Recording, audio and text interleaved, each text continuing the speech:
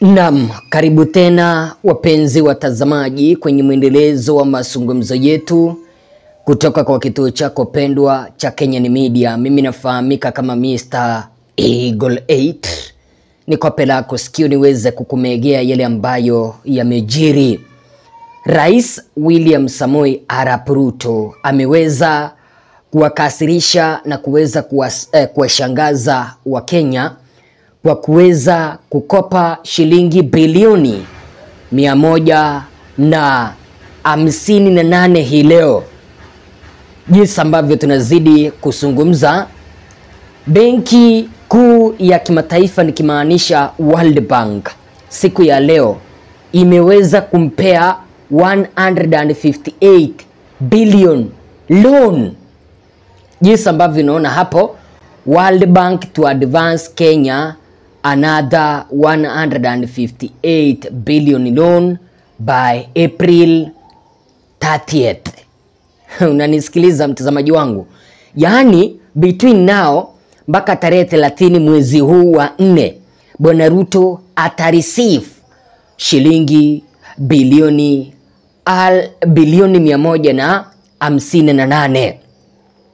Kulingana na taarifa ambazo nimeweza kuzisoma, pesa hizi Bwana Ruto ameweza kuzikopa kuja kushupaza sarafu ya Kenya. What I mean in simple terms is this. Bwana Ruto ameweza kukopa pesa hizi 158 billion to strengthen Kenyan shilling. Sio eti anakuja kufanyia maendeleo, anakuja ku strengthen Kenyan shilling. Nitakufichulia uweze kuelewa hichi kitu kwa undani. Benki Kuu ya Kimataifa imeweza kumpea Rais William Samoei Ruto madeni haya ya bilioni 158 miezi mitatu pekee baada ya hiyo benki ya World Bank vile kuweza kumpea 200 billion which is 1.5 US dollars. Mkopo ambao aliweza kutumia ku strengthen shilingi ya Kenya. So, kuanzia Januari, not even January, kuanzia February na huu ni mwezi wa 4, aliweza kupewa 200 billion ambazo aliweza kutumia, yani 200 billion ambazo aliweza kutumia ku strengthen Kenyan shilling. Unakumbuka kuna kile kipindi ambapo shilingi ya Kenya when it's converted to US dollars ilikuwa imelose value. $1 ilikuwa imefika 170 Kenyan shilling. So Bwana Ruto akaenda akakopa 200 billion ili akuje kushupaza, ku strengthen Kenyan shilling. Na nielewa mpaka hapo? So kama hangepewa loni hii 158 billion, sasa Kenyan shilling ingeshoot kutoka 138 up to 170 mahala ambapo ilikuwa. I think mpaka hapo mmeweza kunielewa. Lakini sasa kitu ambacho kimeweza kuwaghadhabisha wa Kenya kwenye mitandao ya kijamii, hata wewe ukiweza kusoma hizo comments kipindi ambapo William Ruto ameweza kupewa huu mkopo, ni kwamba Rais Ruto kipindi cha kampeni aliwaambia wa Kenya kwamba hatutakopa, hatutakuwa tunarejesha taifa letu kwa shimo kuweza kukopa, na badala yake tutakuwa tuna raise taxes hapa nchini ili tupate pesa zetu ambazo zitatuwezesha kuweza kufanya maendeleo hapa nchini. Because habari hizi mahala ambapo nimeweza kuzitoa waliweza kutuambia kwamba Rais Ruto ameweza kupewa hizi loan akuje ku strengthen, kushupaza shilingi ya Kenya. Na nielewa mpenzi mtazamaji, habari hizo ziliweza kusomeka hivi, jinsi ambavyo ninakusomea ziliweza kusomeka hivi. The Kenyan shilling is expected to strengthen further after the World Bank approved 158 billion to be dispersed by April 3rd. Unanielewa mtazamaji wangu? Hata haikukuwa April 30th, ilikuwa April 3rd. Kesho tu ndiye anapewa hizo hela. The money, which was approved on Tuesday, March 26th, under first Kenya fiscal sustainability and resilient growth, is expected to show up Kenya's foreign exchange reserves. Kipindi cha kampeni Rais Ruto aliweza kukataa kwamba aweze akakopa. Hatutakuwa tunatafuta madeni kutoka China na mahali ingine ambayo sasa inatuletea kisirani. Nyinyi mnanielewa jameni? Si mumesikia katika Kenya yetu kufikia sasa hata mtoto ambaye ako kwa tumbo ya mama hajasaliwa tayari ako na sehemu ya deni ya Kenya. Si mumesikia hiyo story? Na hakuna njia ingine ya kukomesha madeni. Njia ya kukomesha madeni. Kama wewe ni mgeni mpenzi mtazamaji, chukua sekunde yako 1, 2, 3 ukapige subscription, ulike video, bonyeze kengele, alafu uweze kushare kanda hii kuelekea kwa grupu 1, 2, 3. Karibu ili tuweze kusonga mbele. Kitu hichi ambacho Rais William Samoei Ruto ameweza kukifanya cha kuweza kukopa madeni ili aweze kustrengthen, kushupaza shilingi ya Kenya isije ka lose value when it's converted to US dollars.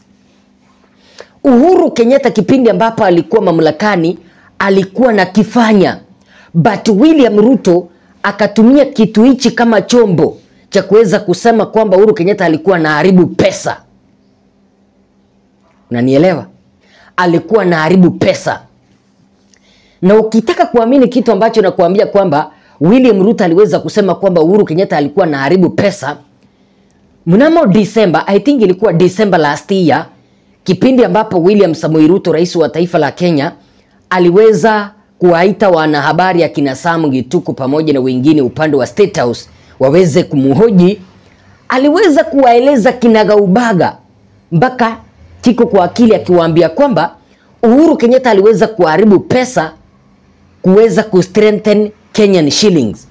Akasema kwamba yeye mwenyewe kama rais wa taifa la Kenya hataweza kuelekea kwa ile njia ambayo Uhuru Kenyatta aliweza kuitumia kuweza kutumia pesa kustrengthen Kenyan shilling.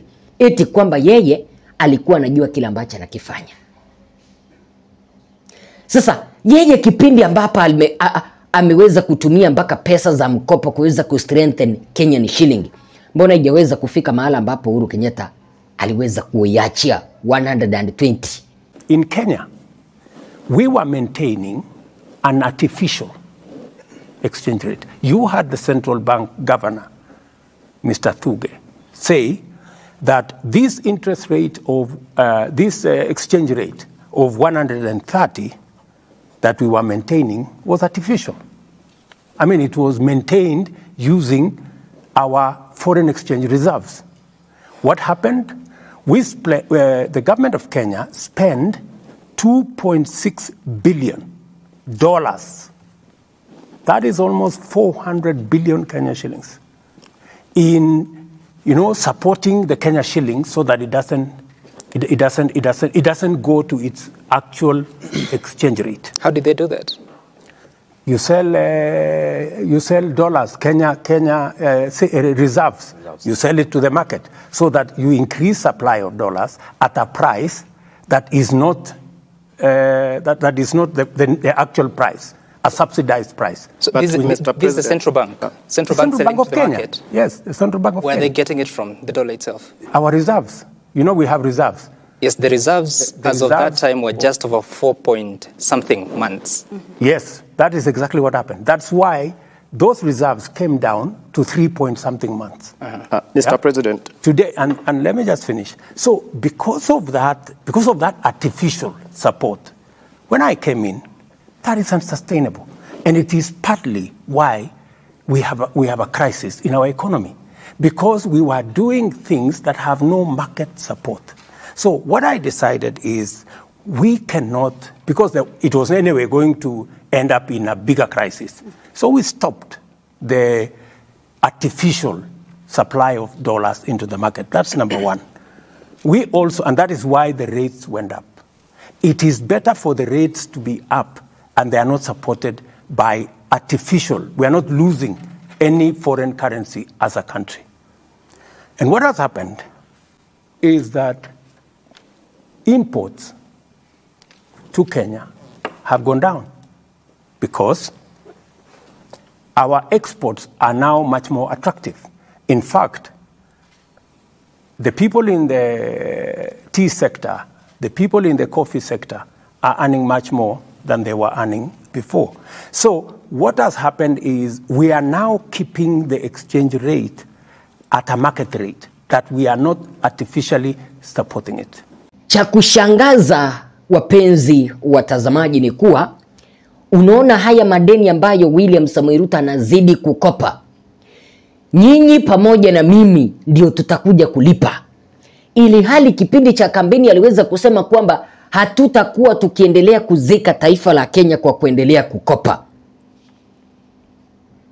Na unaelewa kwamba kipindi ambapo William Samoei Arap Ruto, rais wetu wa taifa la Kenya, anazidi kunok kwa milango ya World Bank pamoja na International Monetary Fund aweze kupewa loans nyingi, ndicho kipindi ambacho World Bank pamoja na International Monetary Fund wanazidi kutukazia kamba pamoja na nati. Wanamwambia unataka deni, ndio.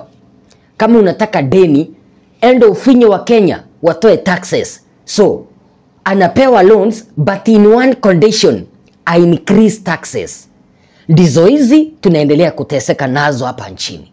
Anaomba mikopo, wale wanafanya nini? Wanamtwist, wanamwambia nyonga wao kabisa wakupe deni, wakupe ushuru. Ni kitu gani ambacho tumeweza kujifunza kutoka kwake Rais William Samoei Arap Ruto? Rais Ruto ni muongo. President Ruto is a liar. Why am I saying so? Bwana Ruto ameweza kuwasaliti wa Kenya. Ruto is a betrayer and Ruto is a liar. Kivipi? Kipindi cha kampeni jinsi ambavyo ulisikia hapa aliweza kusema kwamba hatutakuwa tunakopa.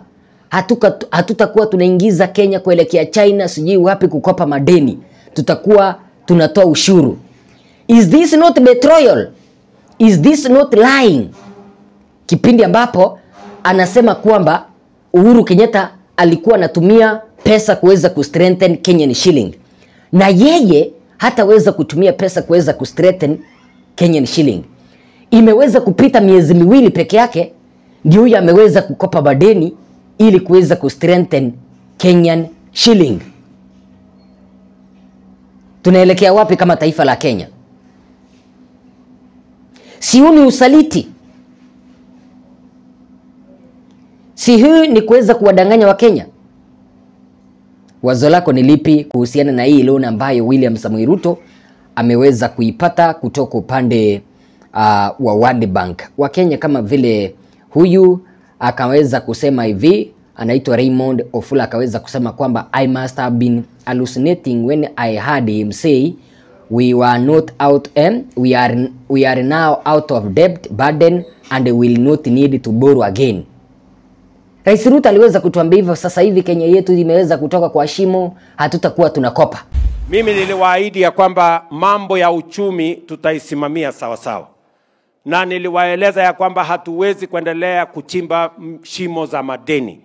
Ni wakati mzuri wa sisi kama wa Kenya to have a candid discussion amongst ourselves, a national conversation on whether we shall continue to expose our country to the risks of excessive debt or we must raise our own resources. And I am very proud of the people of Kenya. We have made a commitment that we are going to reduce on debts and we are going to build more on our own raising of revenue in Kenya. Maoni ya mwisho kutoka kwake Davis Wambua anasema kwamba woi, I remember this statement during campaigns uchumi wa taifa wezi imarishwa kwa madeni. Sometimes some people give me every good reason not to go to church. So huyu Mkenya anasema hivi, Bwana Ruto aliweza kusimama kutoka mbele ya kanisa akasema kwamba taifa letu aliwezi likasonga mbele kwa kuweza kukopa madeni. Sasa hivi ndio huyu anaendelea kukopa na anaenda kanisa. And that's why ameweza kusema kwamba watu kama hawa Rais William Ruto wanachochea yeye asiende kanisani, kwa sababu anasimama kanisani kudanganya na anaendelea kukopa. What is your take?